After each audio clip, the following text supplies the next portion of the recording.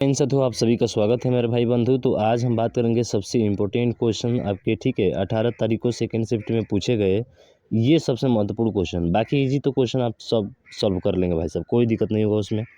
अब पूछा है कि गेहूं की कीमत में इतना परसेंट की क्या हो गई कमी के कारण एक आदमी 135 में जो है 1 किलो अधिक खरीद पाता है। तो पूछ रहा है कि प्रति किलोग्राम गेहूं की मूल्य दर ज्ञात करिए, मूल्य दर ज्ञात करना है। तो सभी को पता होगा मेरे भाई कि जो खर्च होता है ना, देखिए मैं कंसेप्ट की बात कर रहा हूँ भाई। जो खर्च होता है वो मूल्य इंटू खपत होता है। अरे मूल्य इंटू क्या होता है? खपत होता है। खपत का मतलब समझ रहे हैं ना, 1 किलोग्राम 2 किलोग्राम वही होता है खपत आपका। यानी कि इसको इंग्लिश में रेट बोलते हैं और इसको इंग्लिश में क्या बोलते हैं? कंजप्शन। तो ये दोनों एक दूसरे के अपोजिट होते हैं। कब? जब खर्च हमारा नियत रहता है। जब हमारा खर्च क्या रहता है? नियत रहता है। इस पर एक क्वेश्चन जरूर पूछा जाएगा मेरे भाई, इस बात को ध्यान रखिएगा। तो ये वाला अगर यदि सीधा जाता है, यानी कि ये वाला अगर बढ़ेगा रेट, तो कंजप्शन क्या होगा मेरे भाई? कम होगा। समझ रहे ना? रेट बढ़ता है तो खपत क्या होती है? कम होती है। यही कॉन्सेप्ट हमें यहाँ पे लागू करना है भाई। जैसे कि रेट यहाँ पे बढ़ रहा है, घट रहा है। रेट क्या हो रहा है मेरे भाई? घट रहा है। क्या घट रहा है? 6 से ही 1/4 कीमत बोला है ना, तो कीमत रेट है, घट रहा है। यानी कि 6 चौके 24 एक 25/4%। आप 25/4% को जब फ्रैक्शन में बदलेंगे तो 100 से नीचे गुणा करेंगे तो 25 से ये 4 बार में कट जाएगा। यानी कि 1 बटा कितना आ जाएगा? आप कहेंगे सर 1/16 आ जाएगा। इसका मतलब कि रेट अगर 16 रुपया पहले था तो अब कितना रुपया हो गया है? कम होकर 15 रुपया हो गया है। यही तो बोला है ना कि कमी हुई है। बिल्कुल। तो मेरे भाई जो कंजप्शन होता है इसका उल्टा होता है ना, अभी बताया था। यानी कि अब हो जाएगा 15, अब कितना हो जाएगा? ये हो जाएगा आपका 16। ठीक है, अब घटकर 15 और 16 हो जाएगा। कितना किलोग्राम घटा यहाँ से? तो सर 1 किलोग्राम घटा। और 1 किलोग्राम की वैल्यू आपको दी गई है क्वेश्चन में। कितना? सर 1 ही दिया गया है। इसका मतलब है कि 1 1 के बराबर है। तो बताइए 15 किसके बराबर होगा? आप कहेंगे सर 15 के बराबर होगा। तो अब इनिशियल वैल्यू हमसे पूछा हुआ है। इनिशियल का मतलब समझते हैं? ये वाला इनिशियल है यानी कि मूल, और ये है आपका अंतिम, यानी कि जो है अब उसका रेट क्या होगा। समझ रहे हैं ना? ये वाला है। तो यहाँ से 1 की वैल्यू 1 हो गया था, तो हमें जो है 135 रुपये के 135 रुपया है, और 135 रुपया 15 के हिसाब से कितना रुपया जो होगा उसका मूल दर कितना होगा? तो कितना होगा मेरे भाई? 15 से कब बार कटेगा? आप कहेंगे सर 15 9 35, यानी कि 9 बार में कट जाएगा। तो इसका राइट आंसर होगा आपका 9। यानी कि कितने किलोग्राम गेहूं के मूल्य की दर ज्ञात करें। मूल्य मूल्य की दर पूछा है ना, तो अब दर कितना हो जाएगा? 15 के हिसाब से होगा, तो 15 के हिसाब से 9 रुपये हो जाएगा। 16 के हिसाब से पूछता तो 16 से भाग करते, फाइनल पूछता हमारा। तो यानी कि अब उसका दर क्या है? अब उसका दर क्या है? मूल दर क्या है? मूल दर मतलब पहले वाला पूछा है आपका। समझ रहे हैं ना? तो इस बात को आपको ध्यान रखना है। बात समझ में आई आपको? बिल्कुल। अगला क्वेश्चन देखें और इसको सोल्व करें। इसमें बोला है कि एक विक्रेता ने 10 में 6 रुपये केले खरीदे। तो ऐसे कंडीशन में सवाल जब भी दिया तो खरीदा है इसका मतलब सीपी है, और एक बार बेचा है इसका मतलब एसपी है। 10 रुपये में 6 तो हमेशा मूल्य वाला ऊपर रखिएगा भाई साहब, और जो वस्तु है ना उसको आप हमेशा नीचे रखेंगे। ठीक है, क्वांटिटी जो होती है, जैसे 6 केले खरीदना है हमको तो 6 नीचे हो जाएगा। उसी तरह से यहाँ पे 6 रुपये में 4 के हिसाब से क्या किया है? बेचा है, यानी कि ऊपर 6 हो जाएगा, नीचे 4 हो जाएगा। अब इसका क्रॉस मल्टीप्लाई इधर कर दीजिए और इसका क्रॉस मल्टीप्लाई इधर कर दीजिए, काम खत्म। यानी कि 4 दाम में ये हो जाएगा 40, 6 6 की कितना हो जाएगा? ये हो जाएगा आपका 36। तो अब तो आ गया आपका आंसर। सर 40 में खरीदा, 36 में बेचा, 4 का उससे क्या हुआ? लॉस हुआ है। और 4 का लॉस किस पे हुआ है? 40 पर हुआ है। यानी कि 1/10, 1/10 का परसेंटेज वैल्यू कितना होता है? आप कहेंगे सर 10% होता है, लेकिन 10% क्या है? इन लॉस है भाई साहब।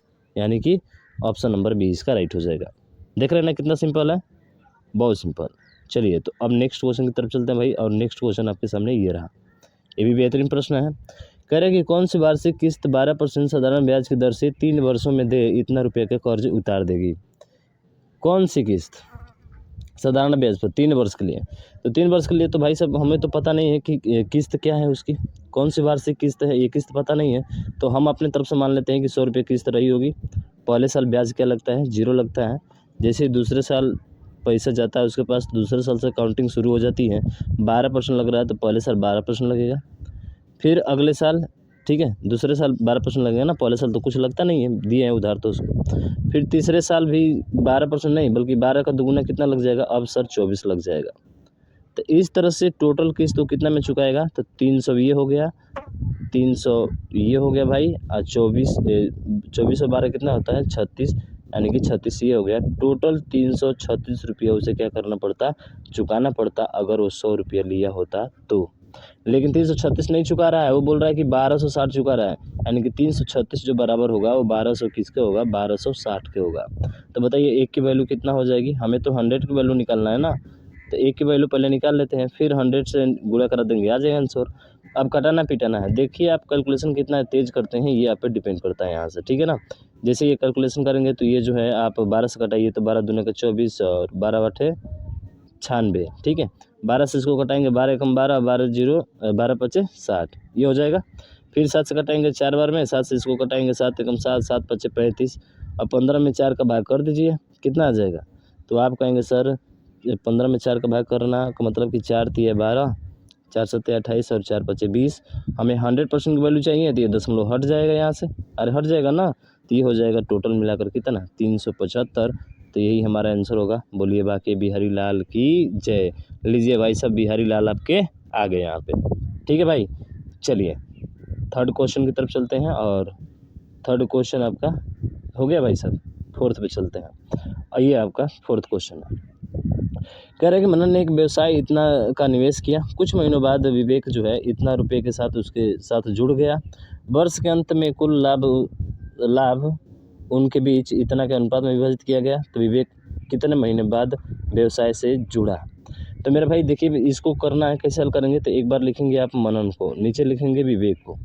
मनन जो जिसके बारे में कुछ भी नहीं कहा जाता है ना, वो 12 महीने तक जुड़ा रहता है, कितने महीने तक, 12 महीने तक। इसका मतलब है कि 76 है, देखिए जीरो का कोई वैल्यू नहीं होता है भाई साहब, उसको काट दीजिएगा। तो 76 है, ये 12 मंथ तक काम किया भाई साहब, ठीक है, ठीक है ना। व्यवसाय शुरू करता है और उसके बाद से विवेक जो है वो 57 के हिसाब से शुरू करता है, पर ये नहीं पता है कि कितना महीने बाद जुड़ा है, तो उस महीने को मान लेंगे हम क्या एक्स मान लेंगे, ठीक है। और ये जो अनुपात हो जा रहा है यही लाभ के अनुपात के बराबर होता है, यानी कि 2 बटा किसका हो जाएगा, 1 का।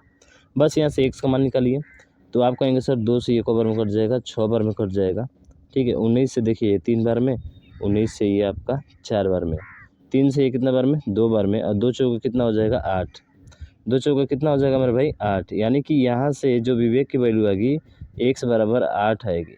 पर क्या ये 8 आपका आंसर होगा मेरे भाई, आप कहेंगे कि नहीं होगा, क्यों, क्योंकि ये पूछा है कि कितने महीने बाद व्यवसाय से जुड़ा है, इसका मतलब कि जो है आपको 12 में से 8 क्या करना पड़ेगा, घटाना पड़ेगा, यानी कि 4 महीने बाद जो उसने व्यवसाय से क्या हुआ है, जुड़ा हुआ है, तो इसका ऑप्शन नंबर भी आपका राइट आंसर हो जाएगा, ठीक है। ये बात आपको ध्यान रखना है, कितने महीने बाद व्यवसाय से जुड़ा है भाई साहब, तो 12 महीने में से आपको 4 महीने क्या करना पड़ेगा, घटाना पड़ेगा, यानी कि 4 महीने बाद शुरू किया है और 8 महीने तक लगा रहा उसमें। बात हुई समझ में, आई है ना समझ में, बिल्कुल सर समझ में आ गई, कहीं पे कोई दिक्कत नहीं, ध्यान रखिएगा, वेरी वेरी इंपॉर्टेंट क्वेश्चन है भाई साहब, पूछेगा, ठीक है, ज़रूर पूछेगा आपसे ये वाला। और अंतिम प्रश्न है, तो भाई शेयर और करिए फटाफट, लाइक नहीं किया तो लाइक भी करिएगा, ठीक है। कह रहे कि मोहन ने 17वीं पारी में जो है 97 रन बनाए और इस तरह से उसका औसत 3 बढ़ गया, 17वीं पारी के बाद उसका औसत ज्ञात करें। तो मेरे भाई आपको पता है 17वीं पारी में इसने 97 बनाया, इसका मतलब कि 16 पारी खेल चुका था, 16 पारी क्या कर चुका था, खेल चुका था। और ये बोल रहा है कि कुछ जब 16 पारी खेला होगा तो इसका एवरेज रहा होगा, तो हमको पता नहीं है, तो एम मान लेते हैं। और इसने 3 का इंक्रीज कर दिया है भाई साहब, 3 का क्या कर दिया है, इंक्रीज, 3 बढ़ गया औसत। तो मेरे भाई 3 बढ़ गया है, तो जो 17वीं पारी खेल रहा है वो 17वीं पारी में 97 रन तो बना दिया इसने, तो इनका तो कुछ ना कुछ एवरेज रहा होगा। अब जब 3 बढ़ा है तो 3 सभी पर तो बढ़ेगा ना, यानी कि 17 पर 3 बढ़ेगा मेरे भाई, तो कितना बढ़ जाएगा, आप कहेंगे सर 51 बढ़ जाएगा। इसका मतलब 51 जैसे ही इसमें से घटाएंगे ना तो पता चल जाएगा कि हमारा एवरेज क्या था, पहले हमारा एवरेज क्या था, समझ रहे हैं ना।